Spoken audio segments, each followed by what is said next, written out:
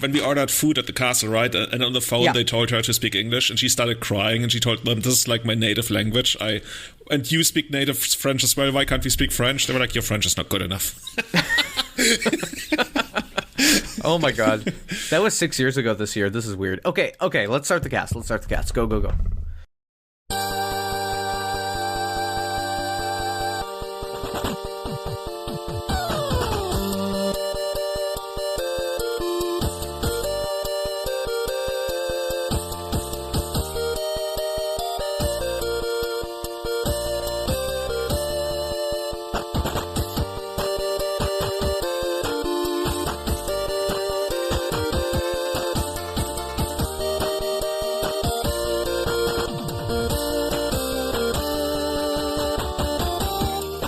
You're already right in the cast, because this is Everyday Channel number 97, your favorite, most deceptively named bi-weekly legacy podcast. And today's show is brought to you by our brand new patrons, John Vinella, Guillaume, and Chris Raymond. Thank you so much for supporting the show. And guys, what's up? How have you been doing? Dr. Pavlik, Mr. Matt, and Callum from the UK. How's it going?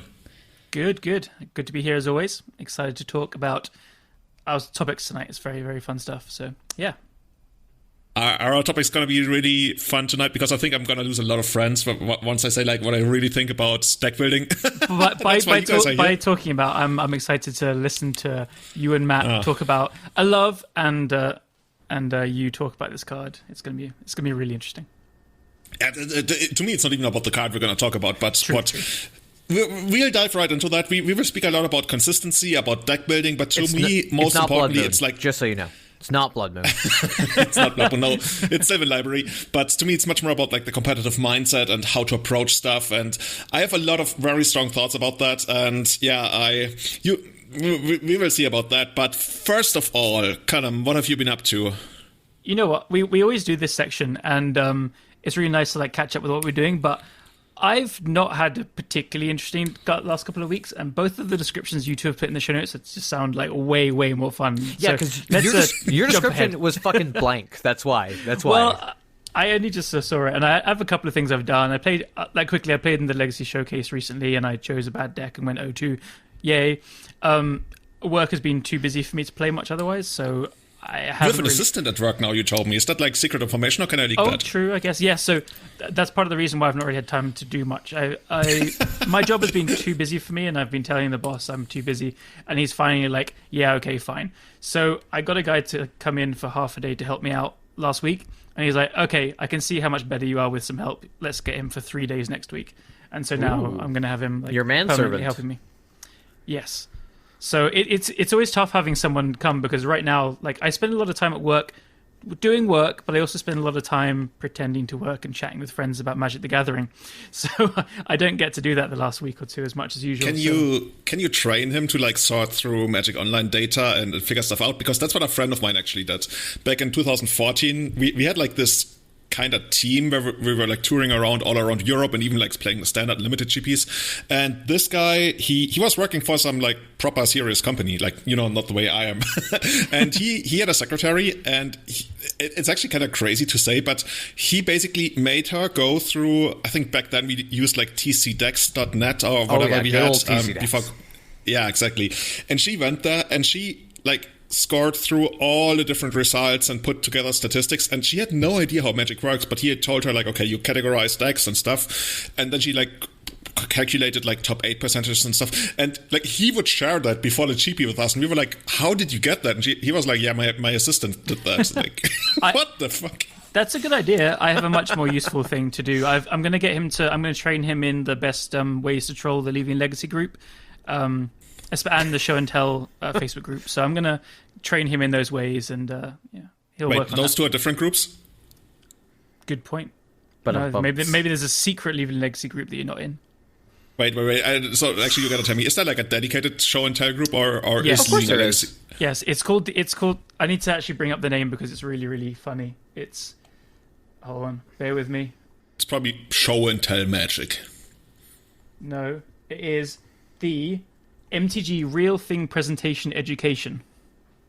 Oh my god, this is probably like gonna get some people from really weird channels to come up and advertise. You know that New England land group where like real estate agents would show up and they were like, oh, I'm selling this property in New England. They were like, yeah, sure. Can we like develop this into a port, maybe like a Rushaden port, or can I build a tabernacle there? And they got trolled so hard. That was like many years ago. You could probably advertise your Kenyan hotel there. Yeah, no, dude, I mean, we had a group called Vancouver Vintage, and we get like a bunch of hipsters like trying to do stuff in our group. It's like, go fuck off. Like I just looked at their profile to approve them. I'm like, you're not a Magic player. Get the fuck out of here. So, dude, people who wear like vintage clothing, I could totally see them being into vintage and Magic and everything. They couldn't afford it, but anyway, that was. Dude, you have no idea how expensive vintage clothing. Our shared friend of ours. I'm not gonna like reveal personal stuff, but he's really into vintage clothing, and he buys stuff from like 100 years ago in really good condition, and then goes to very unique parties. Well, I guess not right now, but seems like some eyes wide shut weirdness. Anyway, that's an old reference. You have no idea how close you are. Anyway. Wow, we'll talk about this after. This is interesting. So, Julian, what's new with you? No, I'm not going to tell you because like he only told me, and anyway. It's actually Julian. Oh shit, I wasn't meant to say that. It's my secret identity, yeah, dude. Oh, dude, but secret identity, I wish my secret identity was being in Kenya now. I just talked to my colleagues in Kenya again.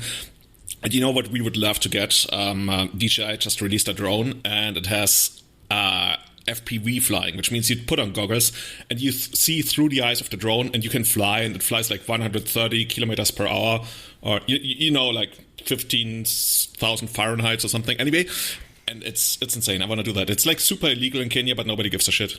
That's really cool though, because then you can see when the opposing troops are trying to take over the hotel, and you can actually like command the battlefield from the air. Spoken like a true soldier. Did you actually get some strategic training in the military? Like you get some basic training, right? I cannot confirm. No more. I see. So Matt, how's it going for you? What have you been up to? Did you play Magic? I haven't been playing, but I've been sorting, which is a good way to start playing again. So I've been building pre-modern gauntlet decks, like building like the Rock and Stasis and Wildfire and all the good things that anyone would want to play in the pre-modern format, which is a decent... I know there's a lot of little formats, and we can have a big discussion about how parsing up all of the older formats might be just destroying Legacy, but we'll get at that later. And I'm just probably not. Anyway, and I'm getting the Legacy gang back together. I'm building my Legacy gauntlet back up, and trying to get some decks together to actually play some Paper Legacy, which will hopefully start in maybe June, July, which would be pretty cool. And as you know, I've been getting some orders on MKM to Julian's household, where I definitely live sometimes. Dude, like everybody in my house, because sometimes they accept the letters for me, they probably think that we are like a couple living in this apartment. Oh, 100%. I'm actually surprised I'm surprised my landlord hasn't even asked about it, because I would probably like need to register that, but yeah. Anyway, besides our gay couple relationship, MKM has been very good for picking up like pre-modern stuff and all the German Legacy stuff that I want to buy. So that's been very nice. Thank you, Julian. Except when the sellers are like, did the letter get there yet? I'm just like, oh, so sorry. I've been away. I'll be back to my house soon. And then I'm like, Julian, please. Yeah. You remember that picture I posted, right? When I was gone for one weekend, and there were, I want to say 100 or something letters in front of my house, and they didn't even fit into a letterbox, so it was overflowing. It was just a pile. It was like literally just a pile on your doorstep. That was amazing. But Callum, I knew you were using MKM before, but now not because of something happened recently. That little Brexit thing. Like, we were chatting beforehand, and like I used to use MKM a lot, and I will say, like, one of our recent episodes with Kai kind of opened my eyes to it a bit. So I use MKM tons. It's a great place to buy and sell stuff. I was selling a lot of my collection recently. Partly out of just like wanting to get old cards again rather than keep up with modern and stuff, like kind of trading stuff out, and also buying. But then, I don't know, my eyes were just lifted to this very obvious thing where we have some amazing like stores and organizers near us and stuff. Special shout out to Axion Now, who they're just like the absolute dream TOs you could ever want. Very kind, always want what's best for the players. And I don't know, I've just always used MKM, and with Brexit, it's not worth using anymore.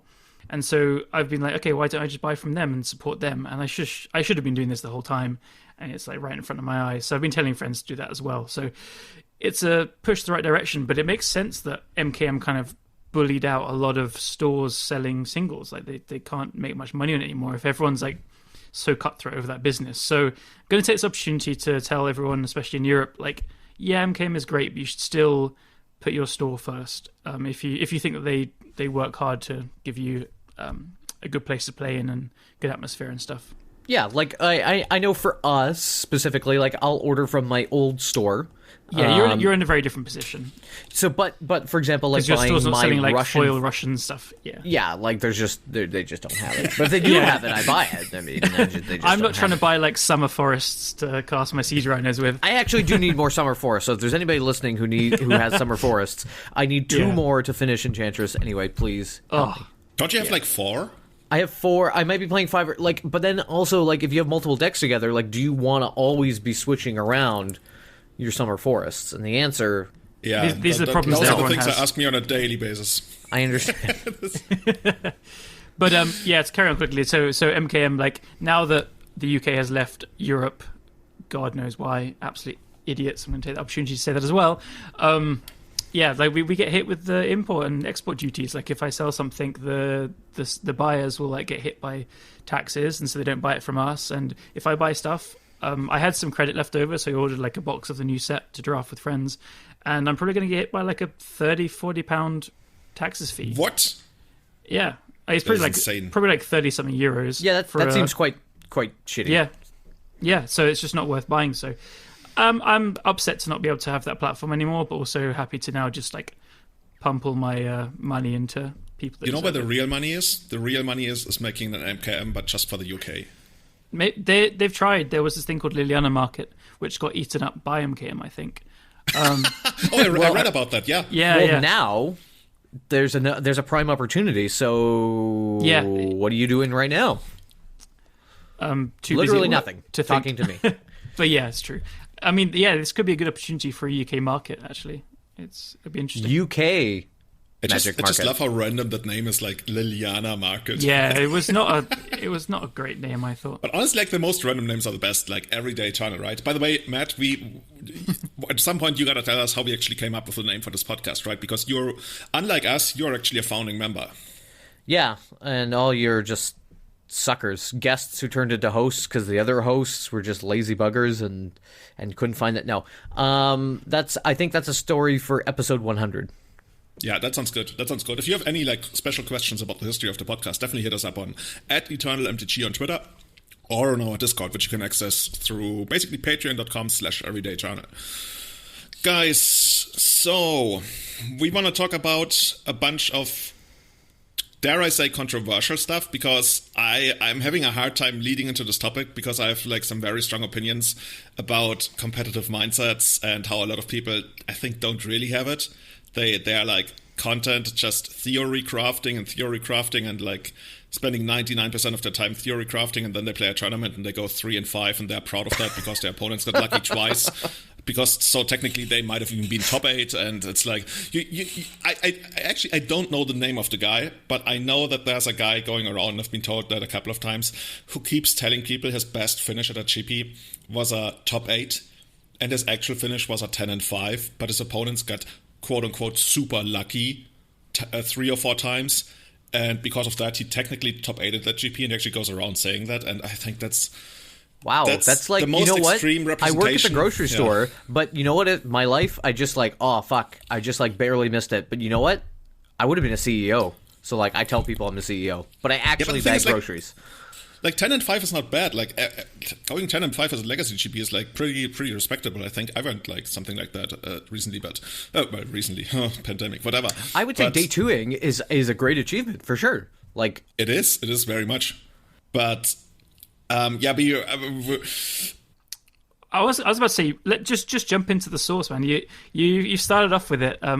Just keep going. This could be a good introduction. Like, explain your mindset. Explain what you think, what it takes to be a competitive mindset, and like how people are led astray by it. And that can probably steer us into the future topic. I just want to make sure that people don't get this wrong, because all of this was brought up by actually a super interesting discussion on the Leaving a Legacy group. Facebook Which, group about who knows what Sylvan that is? Library. Who knows what Leaving a It's a Legacy show. is? It's the premiere show and tell group on Facebook. But I want to make sure, like, this is what I'm saying is nothing about the guy who started that thread. And I actually reread that thread right before we started to make sure. And this acted like as context for my thoughts, and like it's 10% related to what he said, but like I just want to make sure when I'm shit talking stuff, I'm not talking about that guy, because I'm really not. But it reminded me of a lot of things I always wanted to say about the competitive mindset. So to me, just quickly, I think this what you're about to describe is a pretty common thing for a lot of players to feel, and it's going to be very easy for a lot of people to feel like totally called out by it, and that's not what you're trying to do. You're trying to explain like why you think that it's a bad and unhealthy way to think about things. If you basically you're about to explain, theorize too much. But yeah, a lot of people are going to take it like you're speaking directly to them, to their soul, into their mind. Yeah.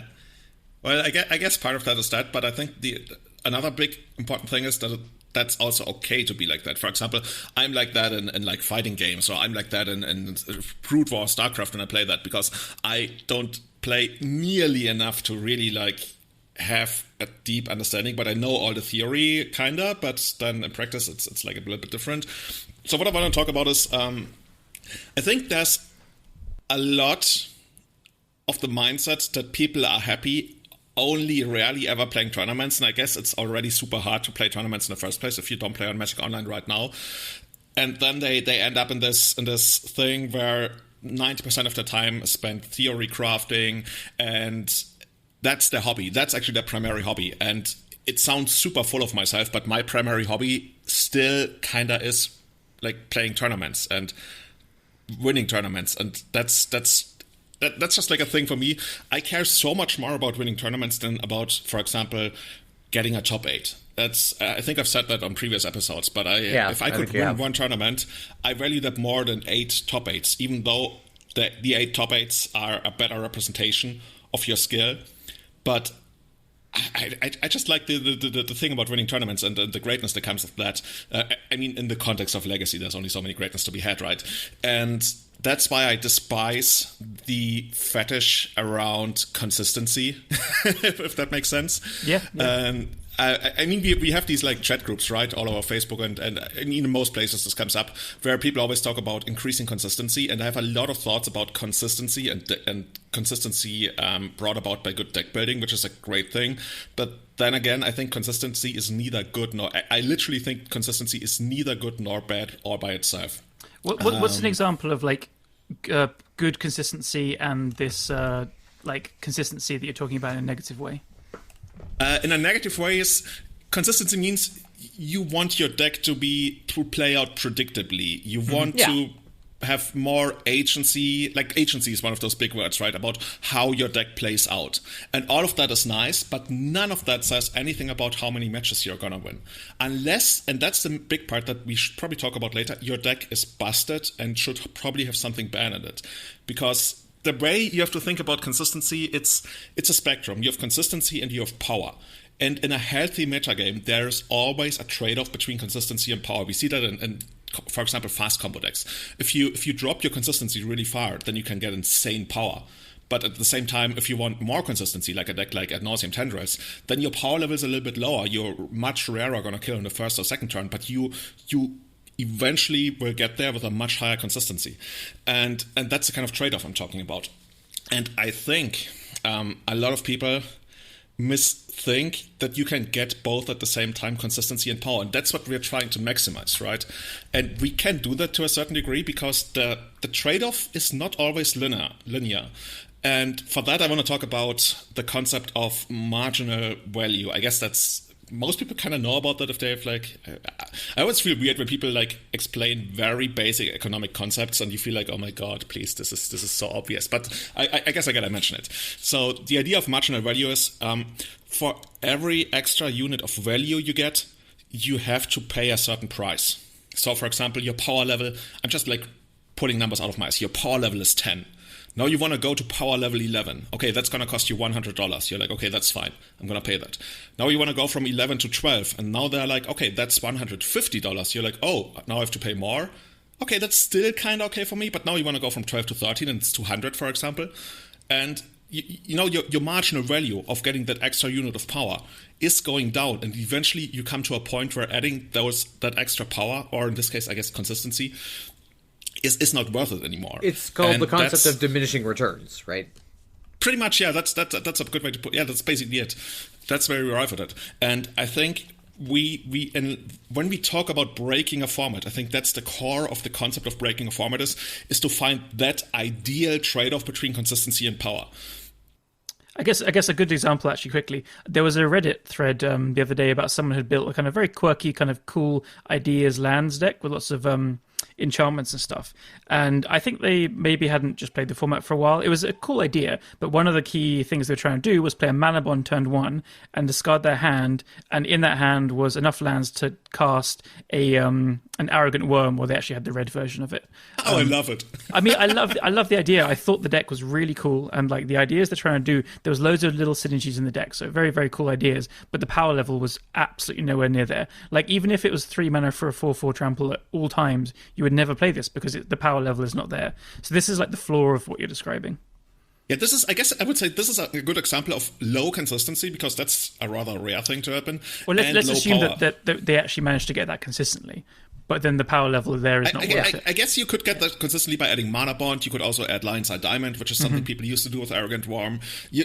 That's actually a good example of consistency if you like really build your deck to do that.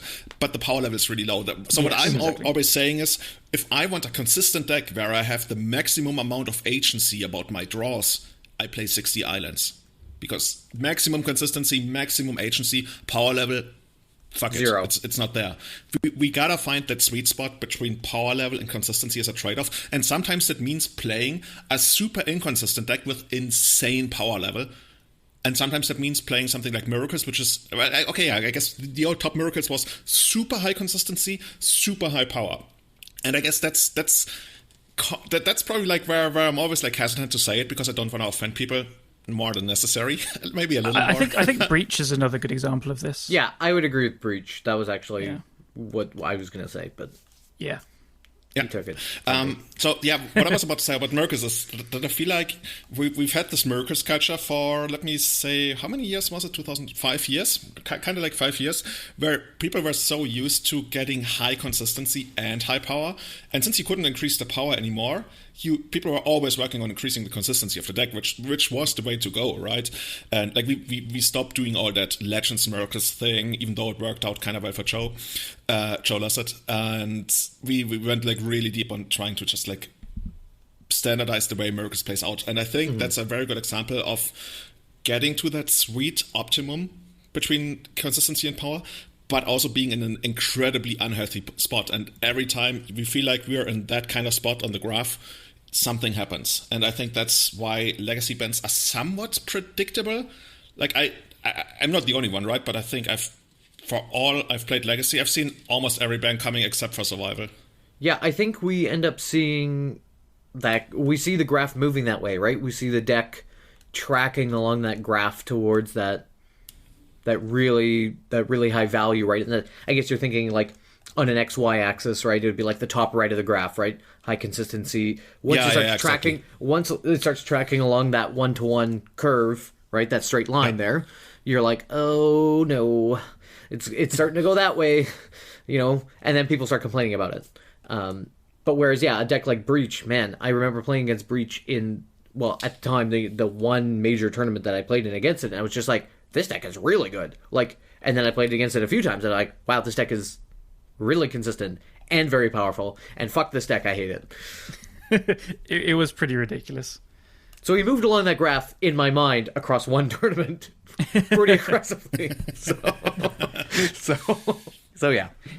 Yeah, and I think that's what's causing frustration. And I very strongly feel, at least that's the vibe I always get, or often get from these kind of discussions, that people are still chasing that initial high they got of like the Miracles trade-off. And I can totally understand that for like some people, I see it on Twitter and like sometimes in the Facebook chats, that there's like a little bit of like disillusionment, or I don't know how you would put it, sadness going on with not getting that insane trade-off point anymore, because like that's the way how you did really well in Legacy. Like you do that, and on top of that, you're an amazing player, then you're gonna do insanely well. Like, if you were an insane player and you played Miracles or, any of the broken decks, yeah, that was like really good. And if that is taken away, then all of a sudden you're just an amazing player with an average deck anymore. And I think that is okay. I honestly feel that's actually a really healthy spot in the format. There's only so much value you can get out of like outbuilding your opponent or metagaming them. But I don't want the skill to be to pick the really broken deck. Mm-hmm. I will just add, I think part of the pitfall of this kind of mindset where it's based more on theory crafting, and I think a lot of people are in this situation where they don't play Magic Online, but they love the game, and they do talk to people a lot about it, and they follow the results and stuff, and so it's perfectly natural to be like theory crafting and building your deck to the side. Maybe you play some games over webcam and stuff. But it's almost like a downward spiral in a sense that you kind of reaffirm your decisions yourself. You're not in a position to lose. You can't be losing because you're not playing. And if you're not losing, then your ideas are probably correct, right? And so you kind of have more of these theories and more of these ideas, and you just keep going further. And like you need to lose to see how ideas are bad. That's a really obvious way of putting it. But if you don't put yourself in these positions, like if you play a deck with a lower power level but high consistency, if you play against other equal decks or even worse decks or different format decks, or just don't play at all, you're not going to see what's wrong with it, and so you're going to keep affirming this, and then you're going to get to the point which is what like started this discussion, I think.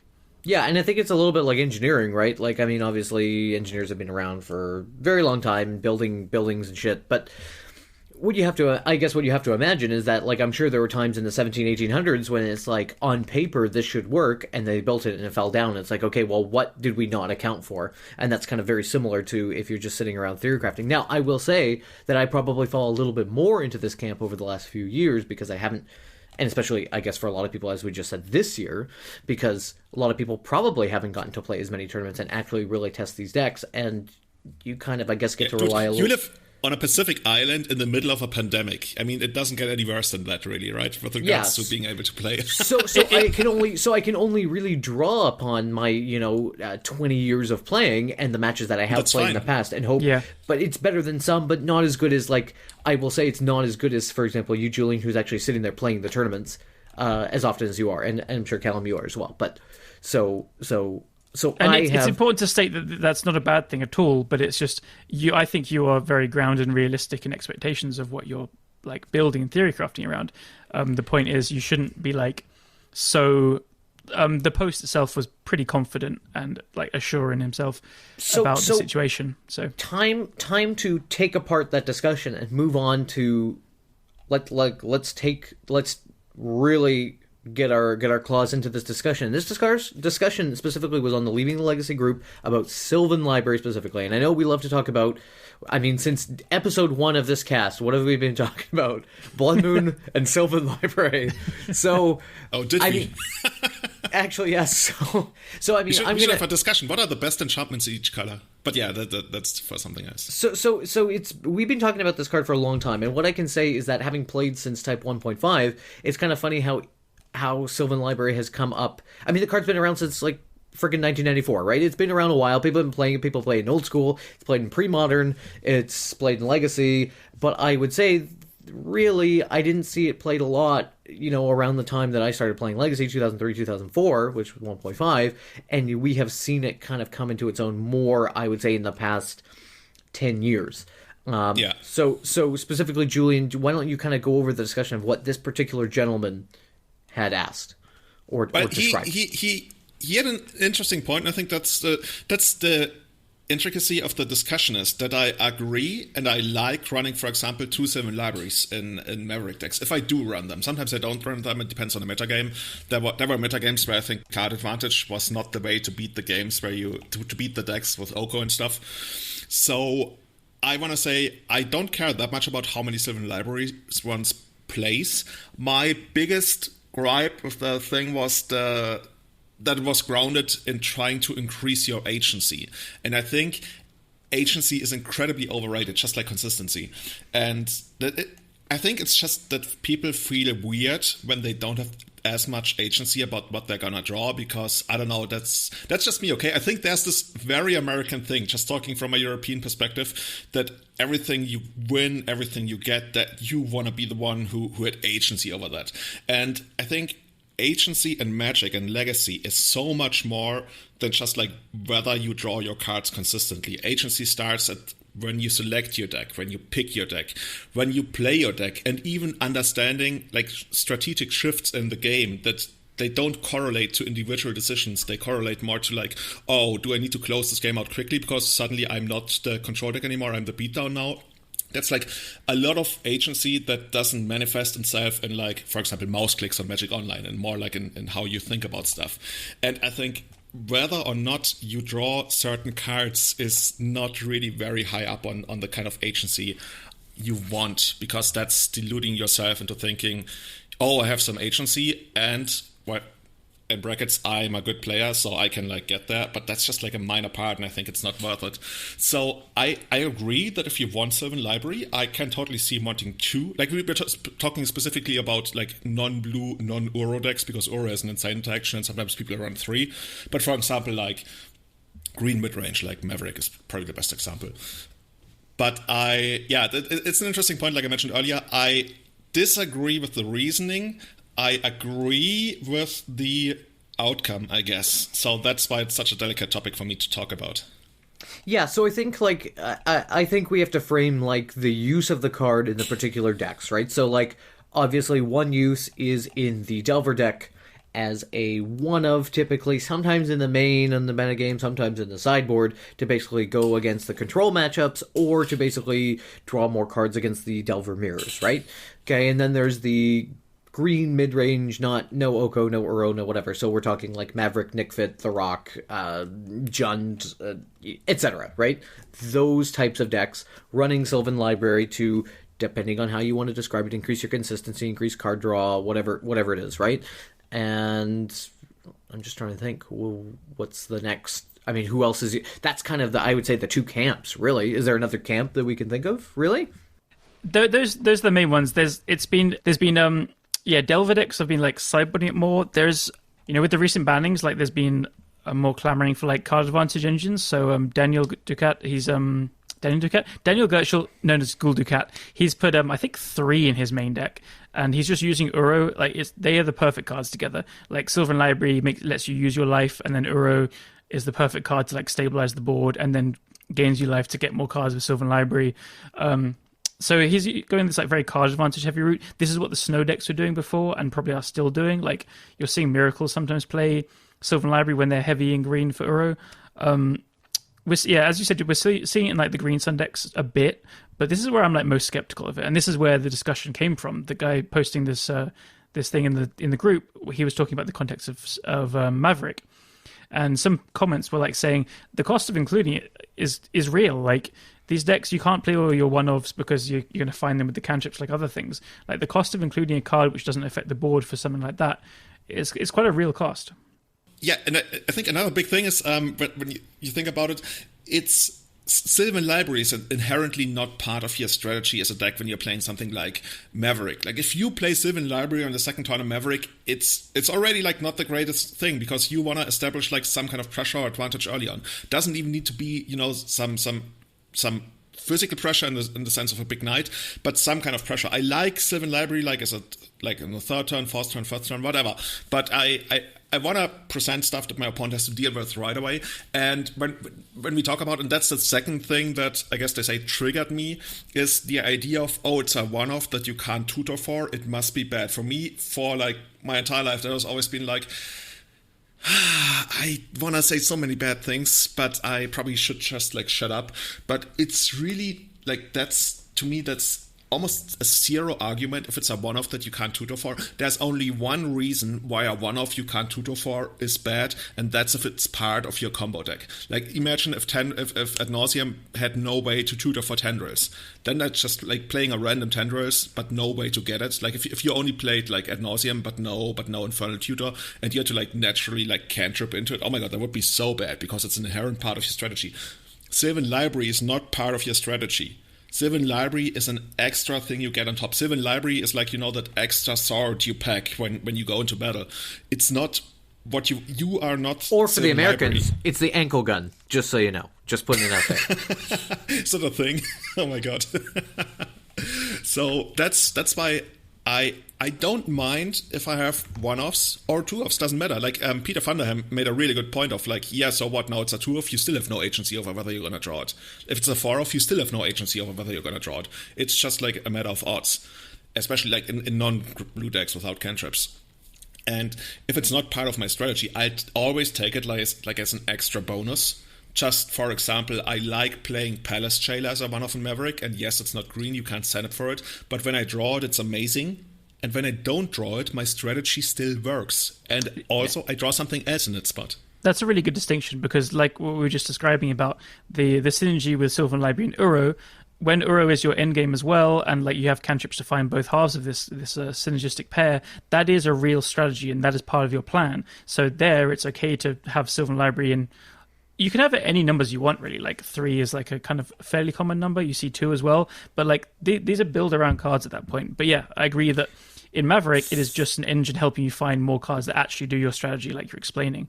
Like you wouldn't include it in Elves because you have so many better things to do. Even if it's a good card and you're playing the color green, it's just not really on the menu of things that you're looking for there. But yeah, so the distinction between most green Sun Zenith decks, I guess, and blue-based decks with Uro, it functions as a very different card.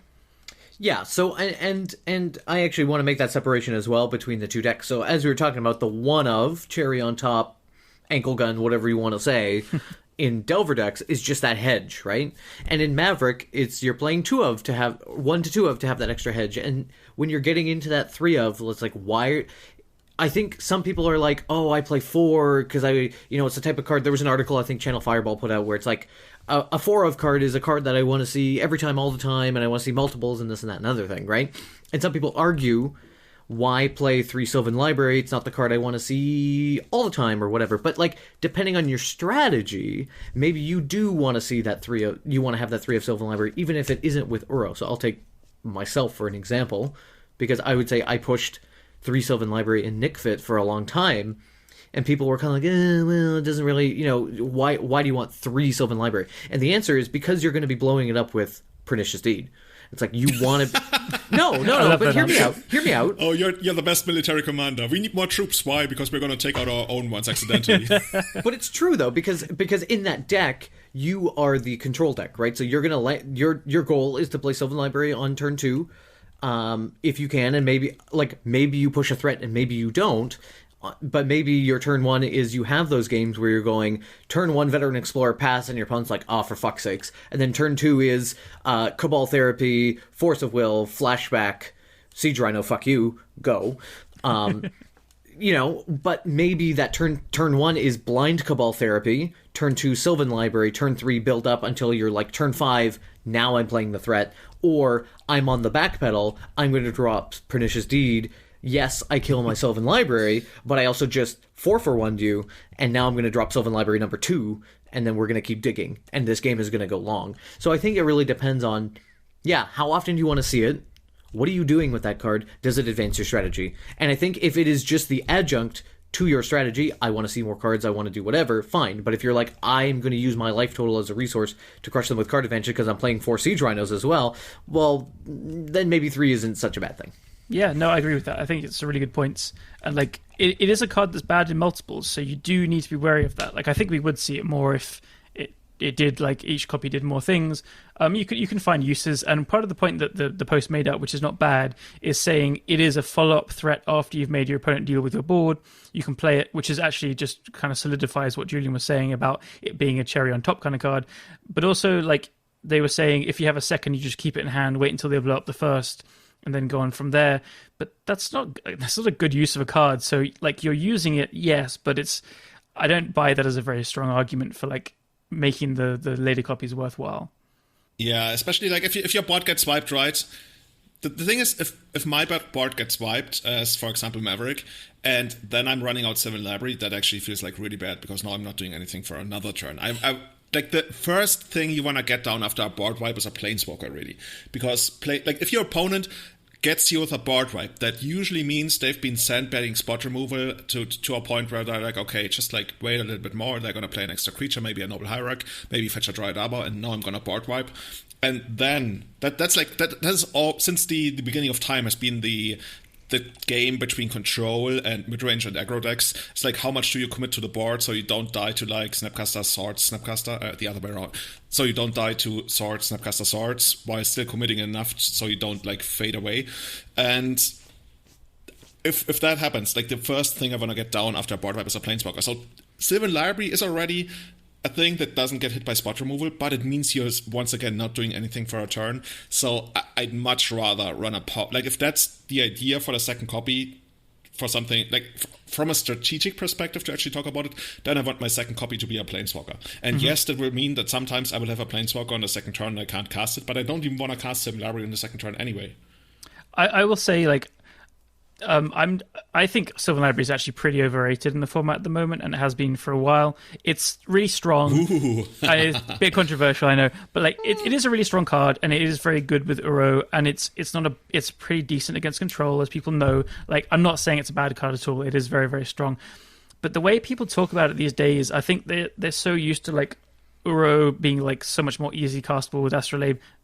Quick check. Uro is still very, very, very good in the format and very playable. But like, you don't have Oko making food as well. But that's only part of it. I don't know, like, when I'm playing against Maverick and they play a turn 2 Sylvan Library, or Delver and they play a turn 2 Sylvan Library, I'm just like, I'm so happy it's not a threat. I know that they're going to get some extra cards out of it, and it's an extra slog to get through. But the tempo loss of 2 mana not playing to the board, now that, like, again, we bring this thing up every time, but like the threats these days are still super powerful, even with some of the recent bannings. Like, the format is super powerful. People are doing crazy stuff. And like paying 2 mana to not affect the board in a fair mirror, in a fair matchup, I don't know, I'm generally quite okay with that on the other side. And I've been kind of testing this, because I'm not 100% confident that it's actually super overrated. But I've been playing the Esper Mentor deck a fair bit more recently, and I've been testing just like letting it resolve even if I have the option of countering it. And especially from decks that have Uro. And I don't know, I'm grinding through it. Like, Mentor kills them very fast. Paying 8 life is super real. I've like killed them with Snapcaster Beats and just like tempo plays to play around it as well. And Planeswalkers are kind of good against it as well because they lost the tempo. Then you play a Planeswalker, which then generates more advantage as the game goes on as well. So I don't know. I think the way people are talking about it, they're getting too fixated on like it's a must counter card or it's a must kill card on the spot, and they need to think about it more in the context of the actual matchups at hand. There are some matchups that's amazing. Like an extreme example is from Turbo Depths or from any Depths deck against a Source of Plowshares deck. Yeah. Like this, the first time you Swords of Merit Age, that is like just like 20 cards, like a million cards basically. And then so that's an extreme example. And there are some other ones where like if you're playing a Tarmogoyf in an Uro deck against a Source of Plowshares deck, it is a lot better there as well than some other random card advantage engines. But still, I just feel like people are kind of the riffraff around the card it's so powerful these days, this last year, that I think people can like take a step back and put it into more context. I think something about the card that's important is that I think one of the really good things is the filtering. Like, people always fixate on the card advantage you get out of it, and like you mentioned, it comes at a pretty real cost. Like 4 is already like a real cost. The filtering you get in combination with fetch lands, I can't say it's better than the card advantage you get out of it, but it's a serious part of the value you get out of it. And Agreed. Why I like it, especially like in mirror-ish matches. Like, that's also like why people don't really like it so much against Deva, right? Because against Deva, your life total is under pressure, and you usually don't get that many turns to even like leverage the kind of selection you get. But if I play it like in mirror-ish matches, it's not the most amazing thing, but it's something that sticks. Like again, going back to the Planeswalker thing, a Planeswalker sticks in most mid-range and control matchups, unless he's blue or she's blue and they get like Parablasted or something. And that's, I mean, part of why we do play Sylvan Library, because to me, like, I like the card, and I if I have it on the battlefield, and on top of that I have a presence, I like that. But I hate playing it early on, because that gives my opponent breathing room, and in most non-blue decks, it's just my credo. Maybe we can do an entire episode about like the Julian School of Magic. But that's exactly how I feel when someone plays an early Sylvan Library against me. I'm like, yeah, okay, I have to deal with what's going to come after it. Like, it's not nothing, but like, I'm really happy it's not a Thalia or a Dark Confidant or a Young Pyromancer or something. Yeah, and like I said, to me, the biggest thing in Legacy has always been when the second turn ends for the player on the draw, so once both players' second turn has ended, I want to be ahead in the game, ideally ahead on board. That's just like such an important thing to me, because from there, the roles are kind of laid out. Somebody has to play catch-up really hard, while the other person can leverage their advantage and lean just enough on the opponent to get squeeze some extra value out of them. And when I play Sylvan Library in the second turn, it's not good. I don't want that. Yeah, and like, it's like, I don't know, Delver is such a big part of the format right now, and you struggle to pay life against them until like the late game.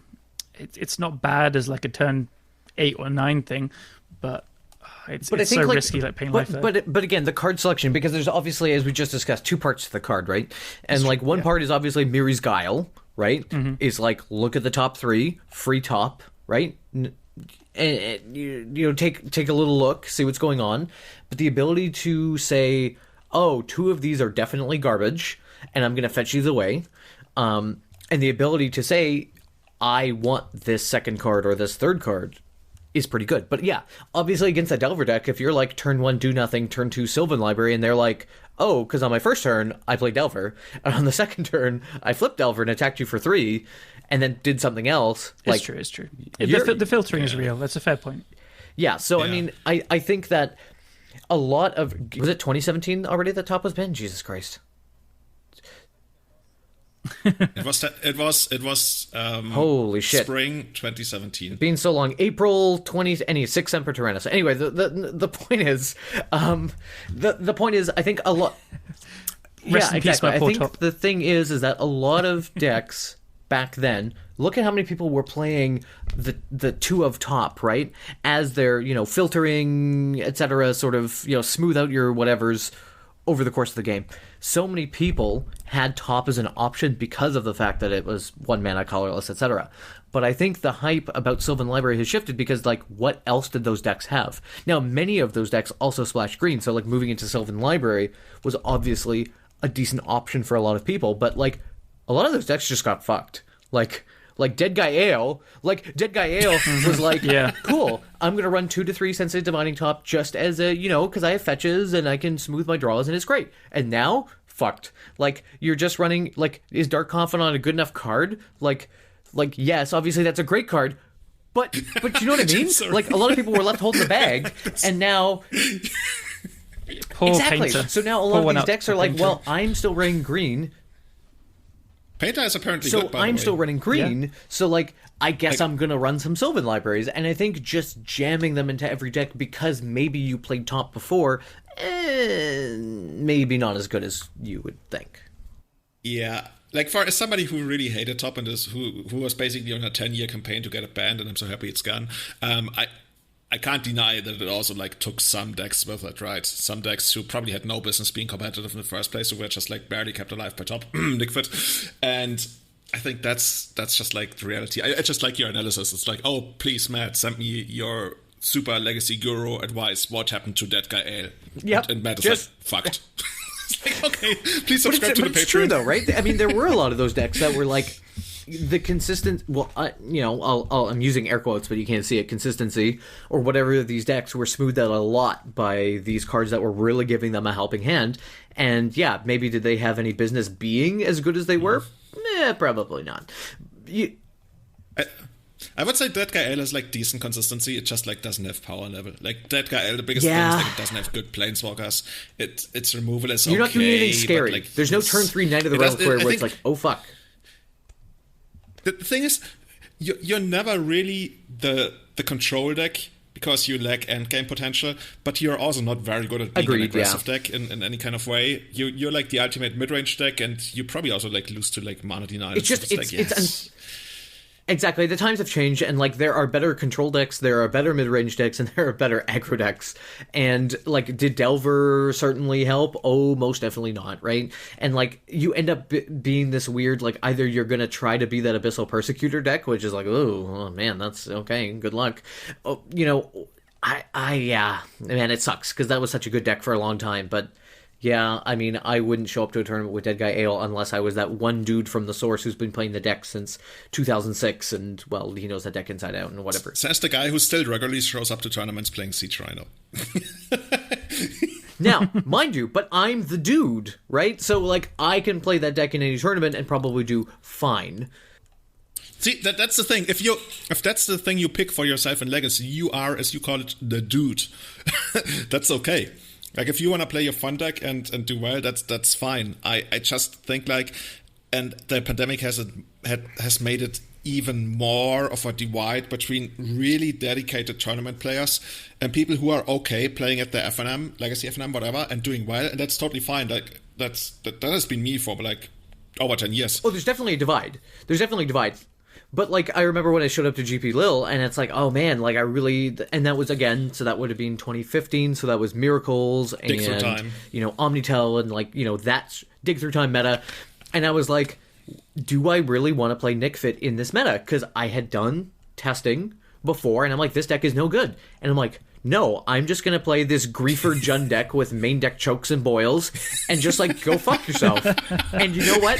I didn't do well in that tournament, but, man, I had... It's like you're going in as like, I'm going down, but I'm going to bring as many arseholes with me as I can. And it was amazing, because you'd be like, oh, Bloodbraid Elf into choke in game one, and people were like, what? What is happening? And it was amazing. Or you just, like, end of turn, they'd be, like, doing... And you'd be on it, you'd be ahead, right? Because you were playing Deathrite Shaman, and you'd be like, end of turn 3, boil you, and they're like, force of will, but like, what is happening? And it was amazing. Judge. But you would be the best streamer, because this is exactly what Saffron Olive has built an entire career on. Okay, well, good to know. Or just game one choking people. Like, so anyway, like I said, a little choke doesn't hurt anyone. It just helps the but my point is, I didn't know where I was going with that. I didn't actually have a point. But my point is, choke. Grief people. Anyway, yeah. So yeah, no.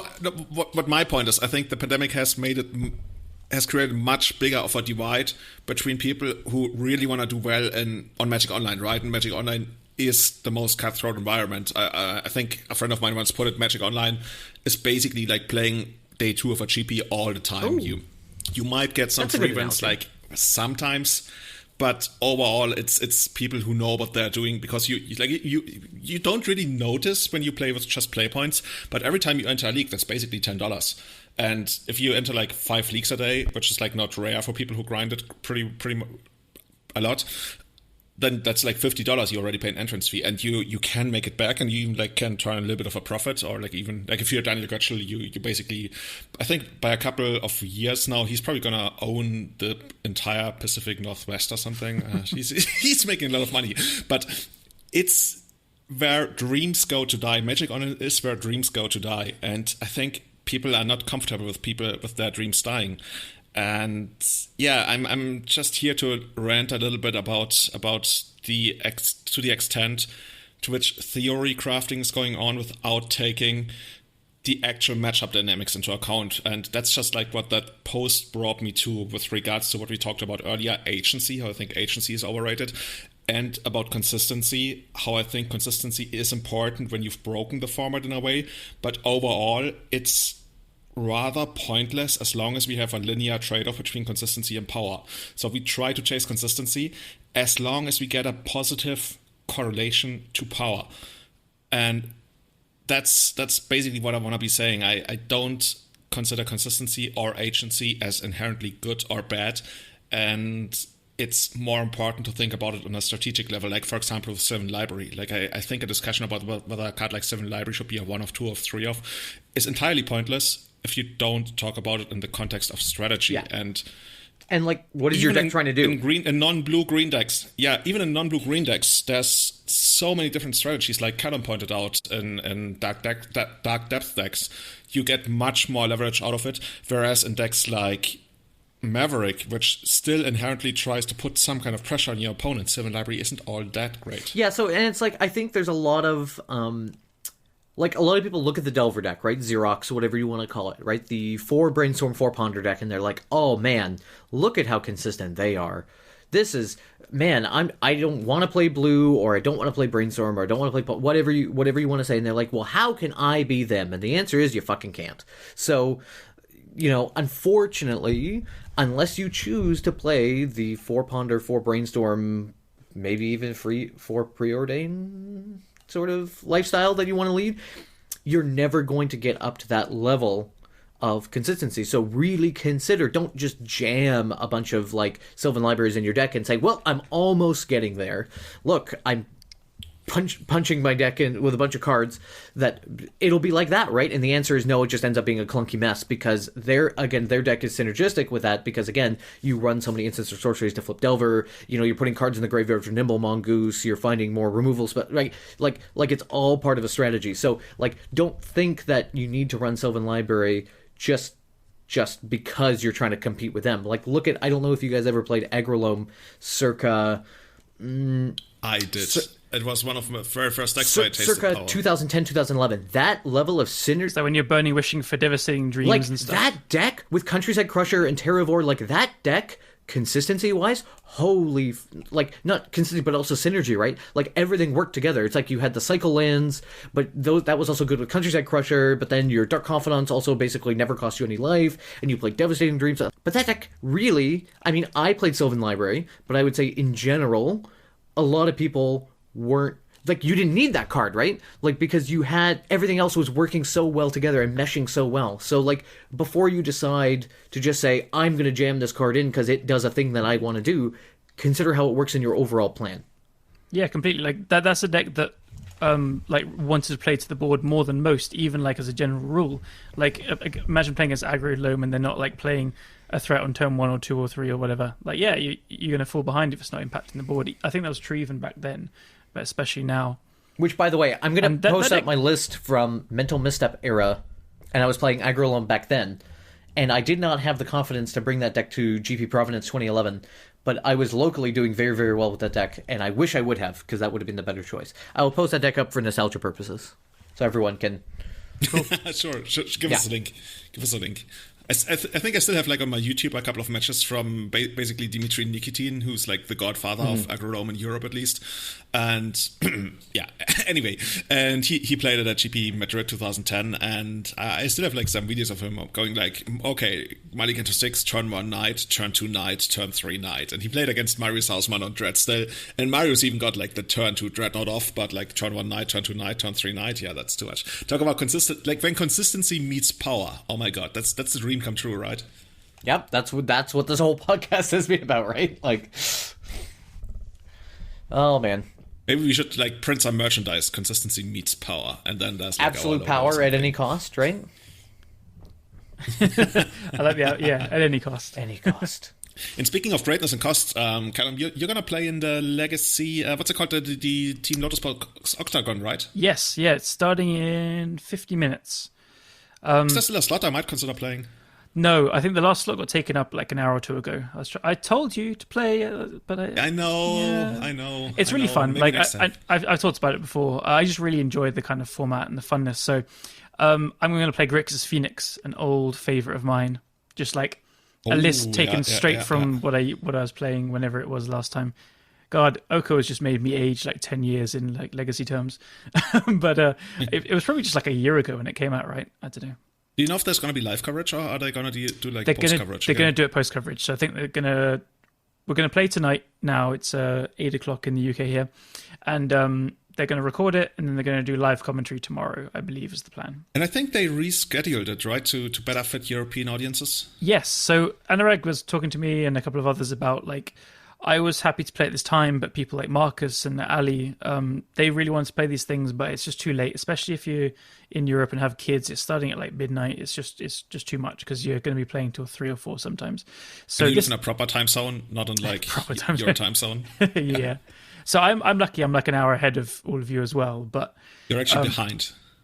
Yeah. Well, I guess it depends from which point. Yeah, I guess you could be ahead of us. Yeah. I'm gonna shut up my mouth. I'll be behind. I don't mind. I'm in the better time zone, so whatever you want to make it sound like.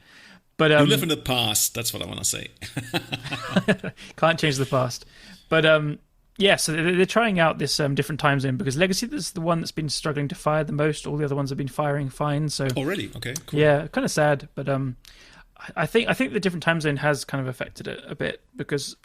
Well, actually, I don't really have a good reason. I guess I was about to say Americans don't want to play Legacy. So I'm just putting it out there. Recently asked, right? You know what Anurag recently asked? Is Legacy actually a European format? And then somebody posted that thing, that meme about always has been. Yeah. Was that you?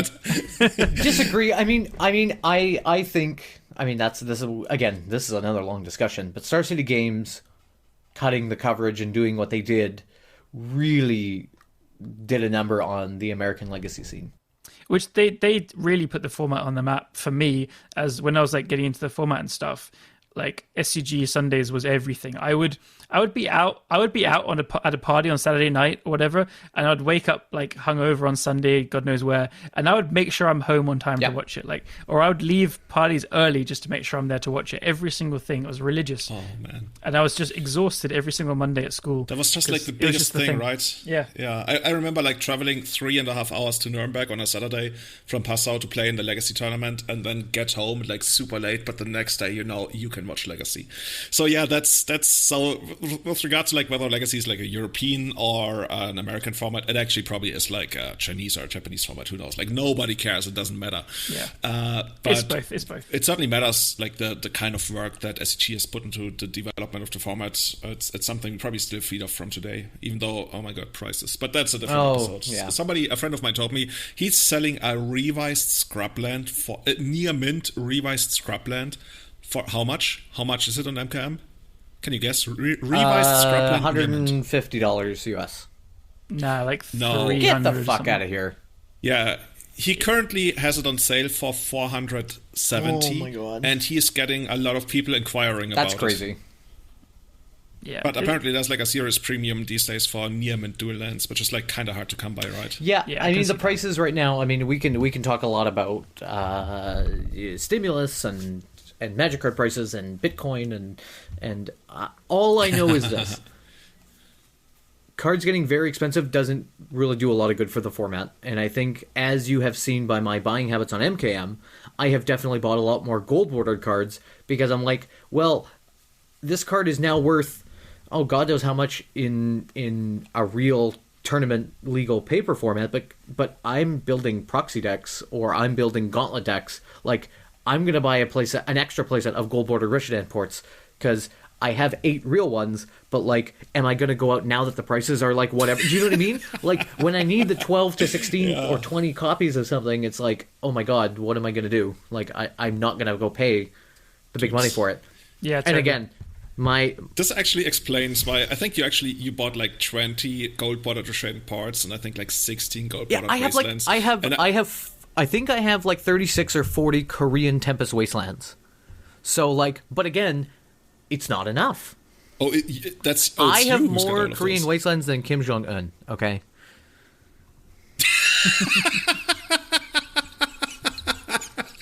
Sorry. This is so bad, I shouldn't laugh about this. Damn, somebody say something. I gotta go turn my sausage. I agree. When we are allowed to play events again, I know I've mentioned a few times that with help from a few friends, I've been running proxy allowed legacy tournaments. I'm just going to push that further and further because we're in a bit of a bind because in the past we've always had one blue jewel for first place and hopefully a non-blue jewel for second place and then like less as you go down. But we can't do that anymore. Obviously, like it's just completely unfeasible. Breeding pool it is. Yeah, maybe. I need to think of like new prizes for that now. And the thing is, like, so the reason why we had real cards as prizes was because we talked about having cash as prizes or credit at a store that we wanted to support or something. We talked about it for a while, and in the end, we thought the whole reason we're running these events is to get people playing the format. So great, we can run the tournament, people play the format, but we really wanted people to build towards a deck. So the dream for us was to have someone win a prize and then to use that prize in their deck at another tournament like later down the line, and then they slowly build towards this deck they've been doing, and then after half a year they can either save up money and play in the tournaments and win prizes to work towards it, and have this deck they could be really proud of towards the end of the thing. I mean, like, sometimes the prizes didn't line up with what they wanted, but that's where, like, trading, and we tried to help with that as well. Trading came in, and I don't know, with prices so high now, we're actually genuinely worried that people don't want to build their legacy decks anymore. Yeah. So we want to give prizes that people want. But you can't tell a 16-year-old that we're saying, like, yeah, look, you can come and play in these events, proxies are allowed, fantastic.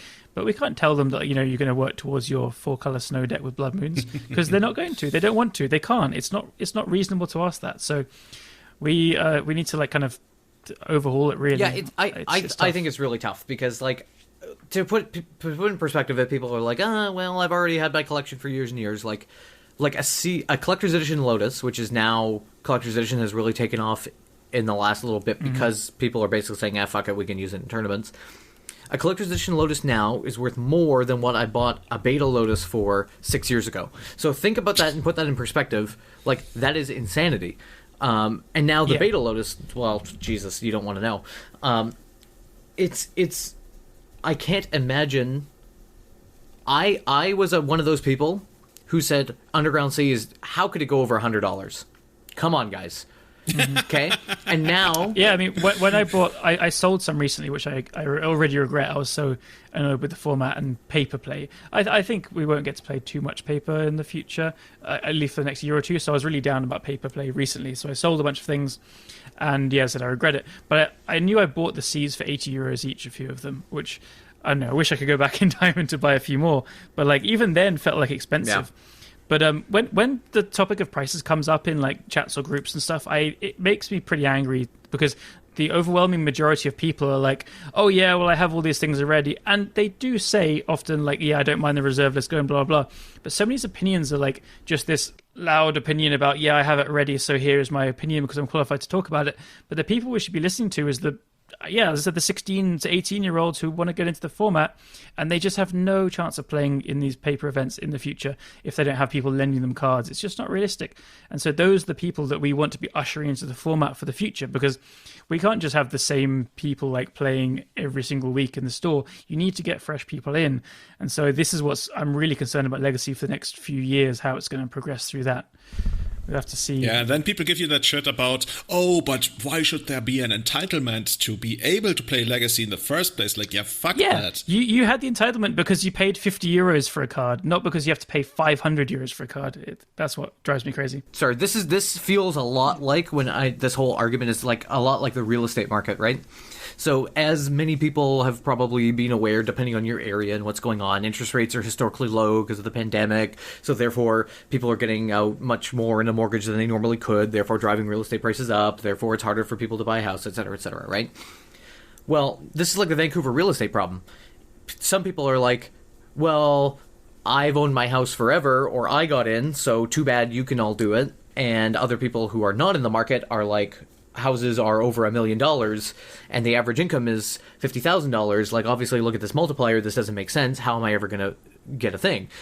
So it's very similar in what I know people are worried. Yeah. There are people who are worried with their beta this or their alpha this or their dual lands or whatever. They're like, well, I've already spent so much money. What if it goes down in price? It's like, that's such a hard argument to make, because it's like, did you think this was going to be an investment vehicle? Like, what was your plan here? And my counterpoint to reprints tanking pricing, I would be okay totally as someone who has a lot of alpha beta stuff that I'm not.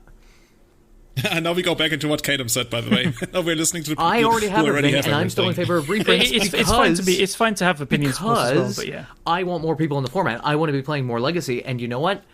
Yeah. I don't think my alpha and beta whatevers are going to go down, because there is the collectability aspect of it. If they want to reprint Bayou as a white-bordered new frame whatever, with whatever art, and that Bayou is $50, more power to you. And guess what? I'm going to buy 8 of them, because I'm going to use them in my decks anyway. So, like...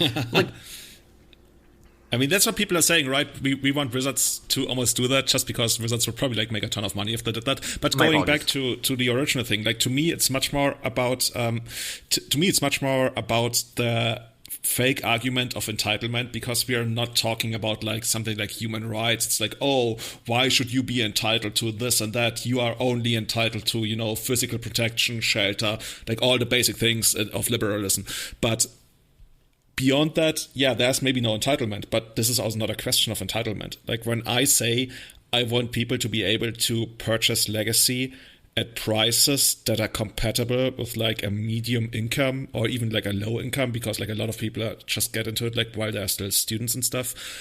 That's not because I think there's an entitlement for anyone to be able to participate in any hobby, but because I know that my hobby will be greatly enhanced by an increased inflow of new people playing it. So I don't care whether somebody should be entitled to be able to play Legacy. Like if somebody is absolutely piss poor and has no money, I mean, it sucks and I've been there, but yeah, you have other things to worry about. But if somebody's like just going through life and like not having a lot of money as a student is like a normal thing, I still want those people to be able to play, not because I'm appealing to some greater human right of entitlement. I just want people to play the format so we can have more people in the format and play together. That's all there is to it. There's like no big I just want more legacy entitlement GPs. thing. Like I want more people playing, so there's enough people to have like a Seattle Legacy GP in one part of the year, and like an East Coast US GP and 2 European GPs and a Japanese GP. Like give me people playing the format. I want to shuffle my cards physically. I want to meet new people. I want to have people see how awesome this format is. That's what I want. I don't want people from the outside saying, man, buying the dual land mana base for Snowco is the same price as buying a very decent used car, or it's the same price as a down payment on a, I don't know, something, right? Like that. Like, people shouldn't be like, wow, I could buy real dirt real estate, or I could have my set of collector's edition. Like, Yeah. Yeah, it feels like you want to go to the park and play football with your friends, and then you're like, oh, but we have to protect our friends who spend like an insane amount of money on their shoes. And sorry, your shoes are just 100 euros. Sorry, you can't play with us. It's like, I mean, it's a legitimate position to take if that's what you care about the most, playing football with people who have expensive shoes. But I think if we make that if we emphasize that aspect too much, and I think especially in the last 5 to 6 years, Magic has emphasized that expensive shoe aspect way too much, then we stray from what makes Magic a great community experience, and especially Legacy, right? Make Magic great again? Yeah, I think that's probably, kind of slogan yeah, is you're probably probably tainted right. forever. That's probably shit. It's a good one though. I mean, damn. But yeah. But yeah, guys, do you wanna rant about anything else? Because I think I've got this. I could definitely rant about normalizing proxies in the future of the format and stuff, but I think we should do an episode on that. We did mention it before that we will do, so I think we'll get around to it. By the way, in speaking of legacy GPs or GPs in general, I've actually heard it from several people in the know now. So I wasn't going to say it unless I've only heard it from one person, but I've heard it from several people in the know. And basically the idea coming from the people who make these decisions is it's not a question of whether those big tournaments like GPs are going to resume. It's only a question of when. So I think that's something to look forward to. They did say, awesome. There was a tweet from like a main Magic account saying we're hoping to get tournaments back at a certain date. I can't remember the date now, but yeah, they're coming back. Oh, and speaking of big tournaments, right? Jeremy, Missouri MTG, he announced the big 100k legacy for October 23rd in, I guess, Missouri, right? Yes. Yeah, that is October 21st, yeah. Is that what 23rd. 23rd. Don't listen to me. Listen to Julian. I don't remember. That's what all this podcast is about, right? All right, everyone listen to him. I don't know, but, so yeah, I guess we're gonna wrap it up here. You're gonna play in the Octagon. You're gonna Phoenix some people. Matt just told us he has to run. He has to. By the way, Matt, your Pulling Teeth and Foil actually arrived, which is probably like one of the most flavorful cards. Nice. If we could ever make that card work in a deck, that should be your signature deck. So, if you want to support us, if you want to hear more of Everyday Eternal, if you want to make sure that we keep the lights on here, I'm actually sitting here in the dark, but that's fortunately not because of money, just because I was bored and I forgot to turn the lights on. Anyway, it was for that joke. It was set up the whole whole time you've been sitting in the dark the whole evening just to set up that joke, right? I'm very bad at setting up jokes further in the future than 10 minutes. Oh, fuck. Now my monitor just turned off because I haven't used my mouse in 10 minutes. See, that's what I get. If you want to support us, spread the word. Let people know about Eternal MTG at Eternal MTG on Twitter, where you can follow us. Let people know about Everyday Eternal. We recently got like an awesome review on iTunes, so thank you so much for that. I always get like an extra email when we get that, and those are going to be, all of our reviews are going to be on our future homepage, which hopefully is going to be done soon. So other than that, if you want to support us, you can also head to patreon.com/everydayeternal, become a subscriber, join our Patreon, join our Discord, get some awesome recipes from all around the world in our Everyday Eat sub-channel, so that's an amazing place to be. And with that, shout outs to our longest supporters on the Eternal Witness tier: Tommy Hinks, Trent Bras, Testacular, Sebastian Holager, Guillaume, and Severin Schwarzhuber. And of course, on our top Grizzlebrand tier, Victor Bernst, Bachubat, Scott Monroe, Jeremy Gates, Henry Kokutz, and Tom Hepp. Thank you so much for making Everyday Eternal possible. Matt Callum, thank you so much for coming on the show today. And good luck in the Legacy Octagon. See you in, I guess, a couple of weeks. Yeah, thank you. Take it easy, everyone. Bye-bye. I'm Matt. Bye.